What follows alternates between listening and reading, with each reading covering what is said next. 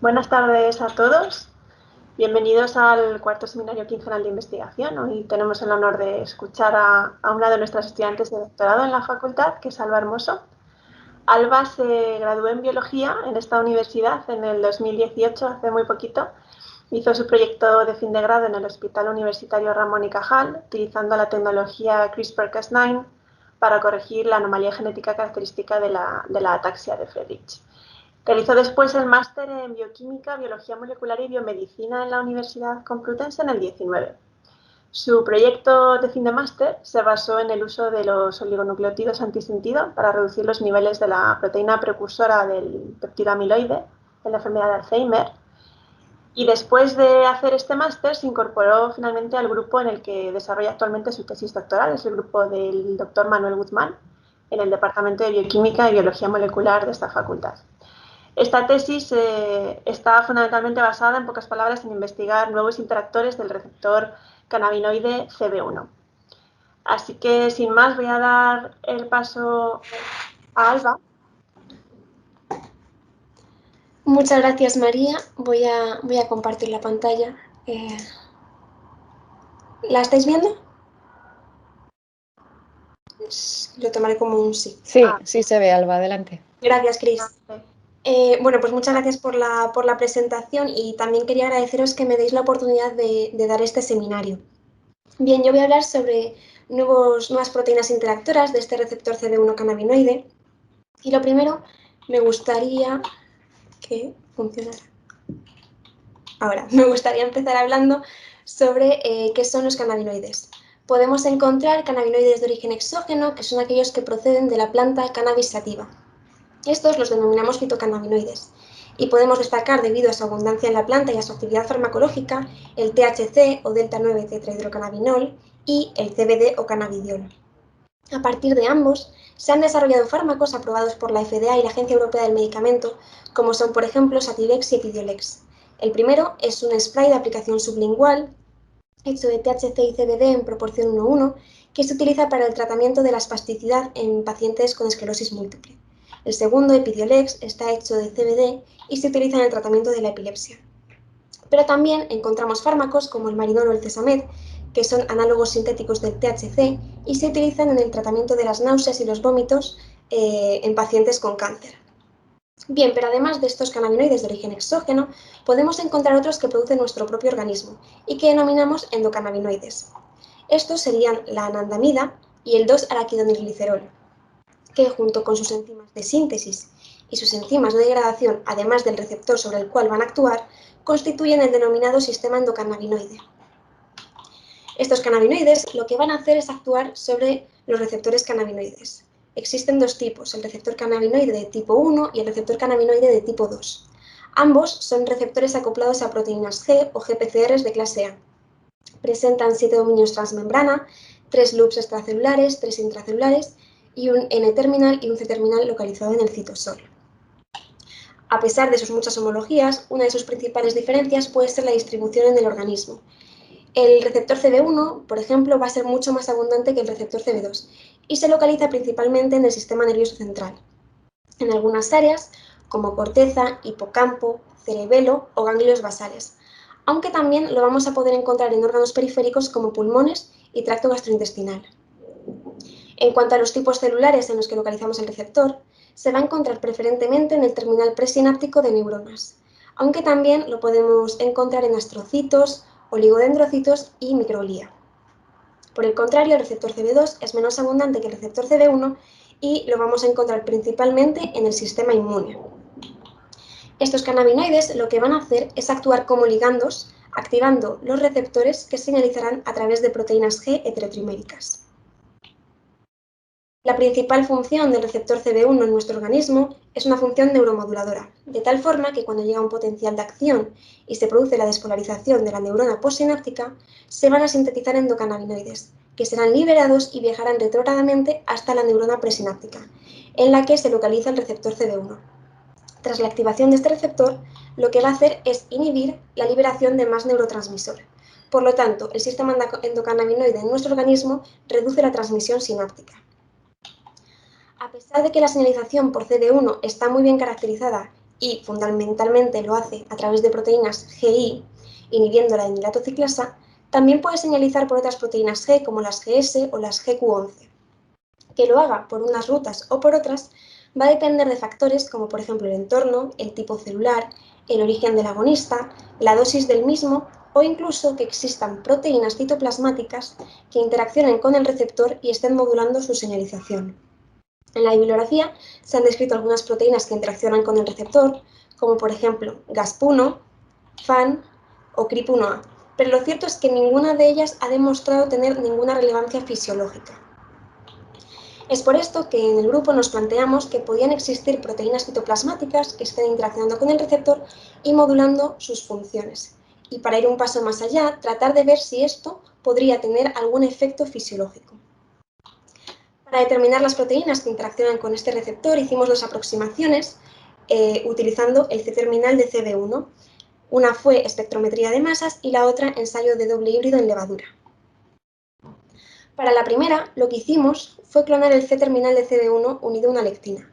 Esto nos permite anclarlo a una columna de sefarosa, y a esta columna le expusimos un homogeneizado de cerebro de oveja. Tras una serie de lavados para eliminar aquellas interacciones inespecíficas, procedimos a la elución de aquellas proteínas que habrían interaccionado de forma específica con el C-terminal del receptor CB1. Estas proteínas se sometieron a digestión tríptica y fueron identificadas por espectrometría de masas en tándem. Fue aquí donde identificamos GAP43 y cereblón, dos proteínas de las que hablaré más adelante. La otra aproximación que hicimos fue el ensayo de doble híbrido en levadura. En este tipo de técnicas se estudia la interacción proteína-proteína utilizando la levadura Saccharomyces cerevisiae. Consiste en la reconstrucción de un factor de transcripción que permite la expresión de la beta-galactosidasa que va a hidrolizar el factor XGAL, es un factor coloreado. De tal forma, en una placa con levaduras, si viéramos esta coloración, nos estaría indicando que existe interacción entre proteínas. Fue por este tipo de técnica como identificamos la proteína BIP. Además, pudimos identificar cuál es la región responsable de la interacción con los aminoácidos responsables de la interacción con el receptor CB1. Bien, pues estas fueron las tres proteínas que seleccionamos para su estudio. La primera, GAP43, es una proteína neuronal asociada al citoesqueleto de actina.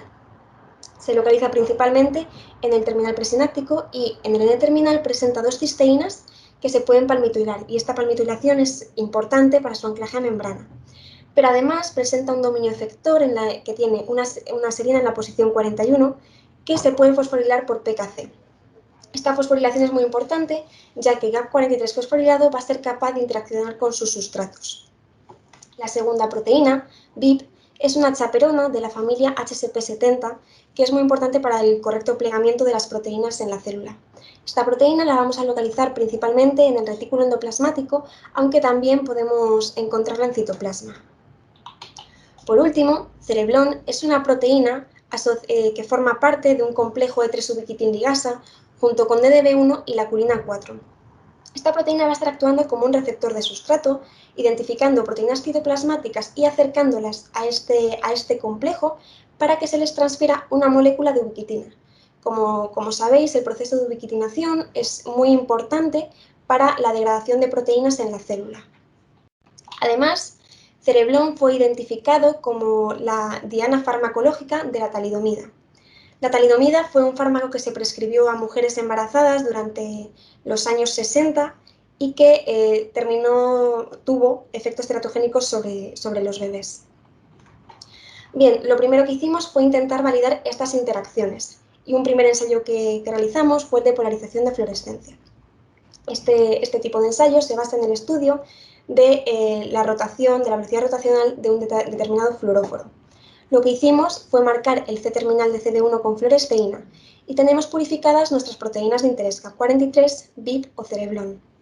De esta forma, si el C-terminal de CD1 está solo, sería una molécula más pequeña que rotaría a mayor velocidad que si estuviera interaccionando con alguna proteína de interés. Formaría un macrocomplejo que rotaría más despacio.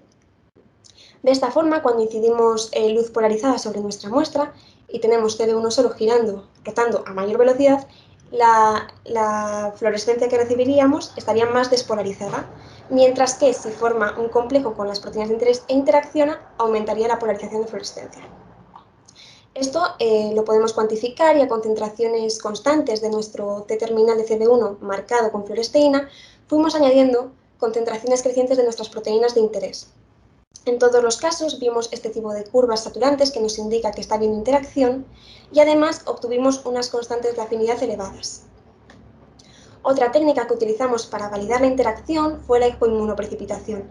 Esta técnica se basa en el uso de anticuerpos para precipitar una determinada proteína. En nuestro caso, por ejemplo, utilizaríamos el anticuerpo frente a CB1.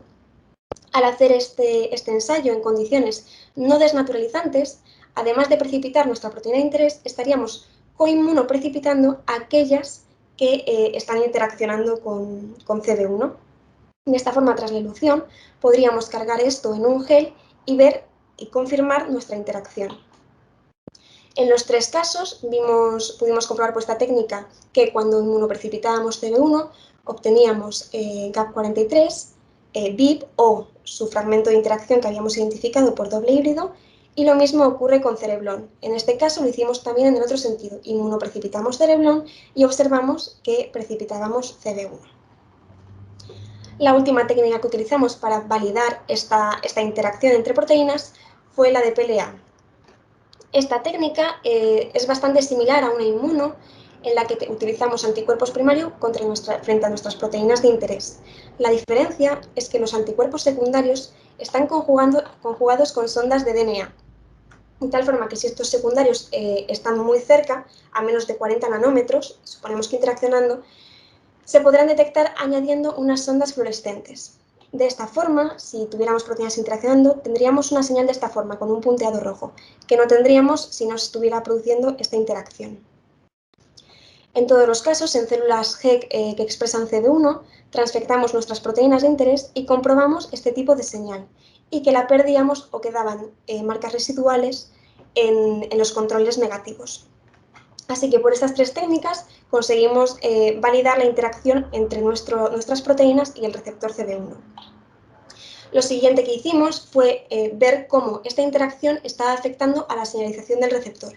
Y para ello lo que hicimos fue un ensayo de redistribución dinámica de masas o DMR. La base de este ensayo es que cuando nosotros activamos un determinado receptor, este va a activar toda su cascada de señalización produciendo una redistribución en la masa de la célula. Esta redistribución la podemos cuantificar porque las células son sembradas en un sustrato especial que permite pasar una luz polarizada de una determinada longitud de onda, de tal forma que cuando cambia la distribución en la masa celular, la longitud de onda reflectada es distinta que en una situación basal. Lo que hicimos fue tratar las células HEC que expresaban CB1 con un agonista como es Win, y en los tres casos obtuvimos curvas de este tipo con forma de L invertida. Pero al hacer esto mismo, tratando con Win y transfectando con nuestras proteínas de interés, lo que vimos es que se inhibía esta señalización de forma parcial en cereblón y en GAP43 y de forma total en VIP.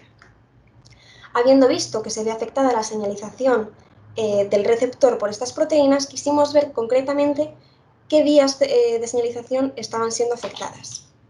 En el caso de GAP43, por su relación con el citoesqueleto, estudiamos la vía de las proteínas ROG y cofilina. Y pudimos ver que en una situación control, cuando tratamos con Win, se fosforilan ambas proteínas, pero que cuando estas células están transfectadas con GAP y GAP se está expresando, se pierde esta fosforilación. Por lo tanto, vimos que esta era la vía en la que se veía afectada por la presencia de GAP43. En el caso de VIP, realizamos un ensayo mirando distintas quinasas celulares para ver cuál es la ruta afectada y lo que hicimos fue tratar a 5 y a 15 minutos con Win. Vimos que las vías afectadas eran las vías de AKT-mTOR y las de las MAP quinasas. Por último, en el caso de cereblón, lo que hicimos fue una cuantificación de la cantidad de AMP cíclico.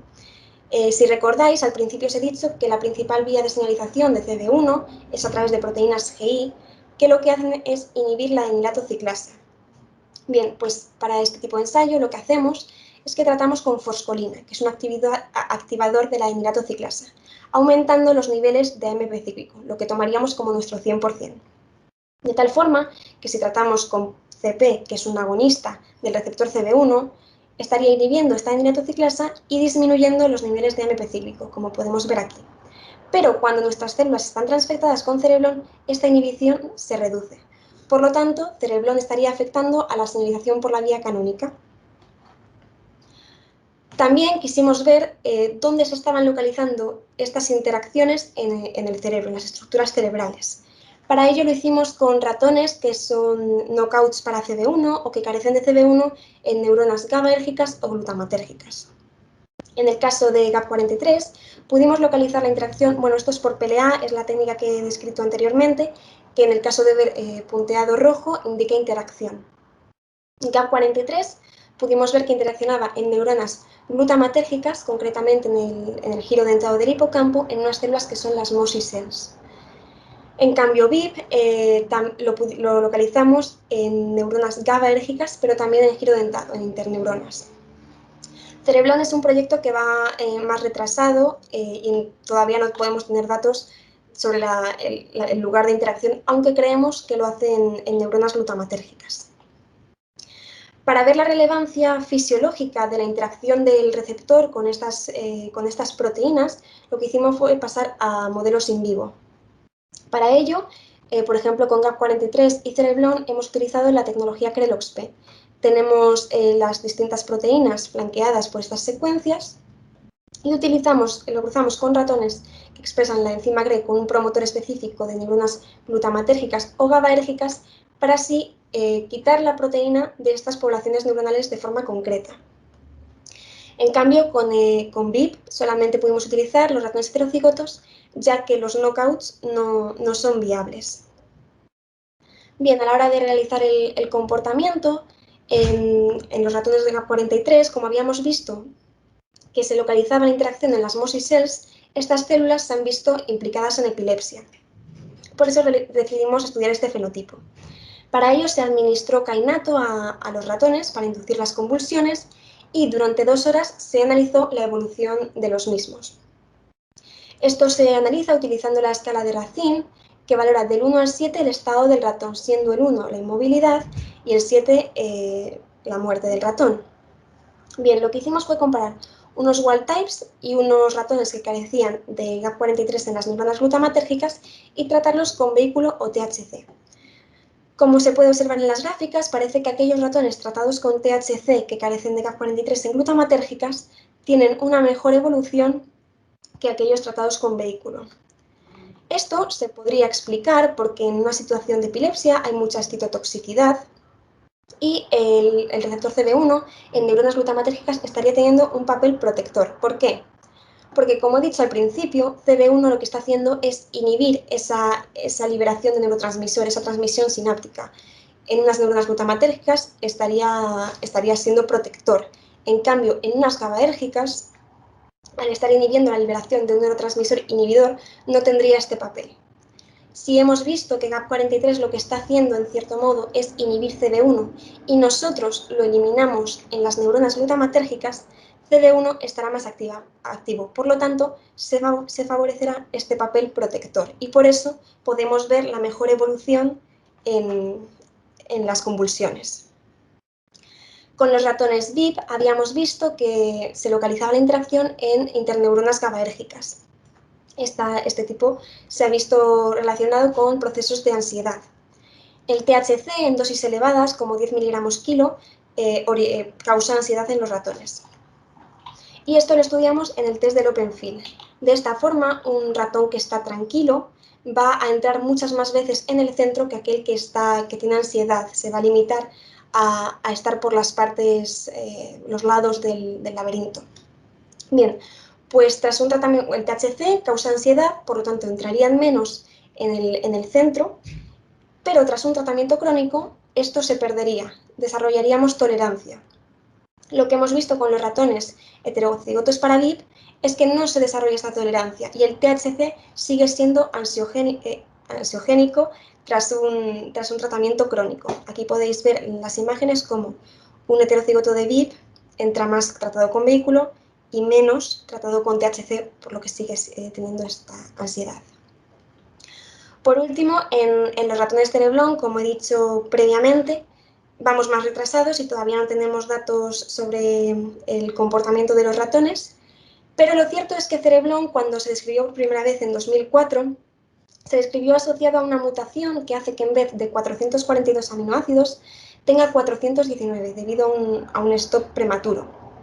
Esta mutación está asociada con un tipo de retraso mental en la que no hay ningún fenotipo, pero el coeficiente intelectual es de entre 50 y 70. Y aunque todavía no tenemos datos, lo cierto es que en 2018 hubo una publicación en la que este grupo utilizaba ratones knockouts para Cereblon y vieron que tenían deficiencias cognitivas. Así que esperamos poder replicar estos resultados. A modo de conclusiones, podemos decir que hemos descubierto nuevas proteínas interactoras del receptor CB1, que serían CAP43, VIP y Cereblon, que cada una de ellas está modulando de forma específica distintas rutas de señalización del receptor CB1 y que cada interacción está ocurriendo en diferentes poblaciones neuronales. Además, estas proteínas podrían estar afectando el comportamiento y las respuestas fisiológicas mediadas por el receptor CB1 cannabinoide. Y bueno, ya solamente quería agradecer a todo el grupo de señalización por cannabinoides, a Manuel, mi director, y a todos mis compañeros Carlos y Irene por el día a día, que es muy importante. Muy bien, pues muchísimas gracias, Alba. Gracias a ti, María. Un placer escucharte, la verdad, lo has hecho fenomenal. Y bueno, aunque os lo anunciaremos con antelación, pero ya aprovecho para deciros que el próximo seminario quincenal no va a ser exactamente quincenal, porque no va a ser un viernes, será el lunes 7 de junio. Nos va a acompañar Nuria López Vigas del IRB en Barcelona, que es experta en genómica computacional del cáncer. Y nada, será el día 7 de junio a las 12:30. Lo anunciaremos en boletín semanal, como siempre, y en email, pero ya aprovecho para deciros. Muy bien, Alba, pues eso, muchísimas gracias. Y muchas gracias a todos los asistentes. Y nos vemos el día 7 de junio. Chao. Hasta luego. Hasta luego.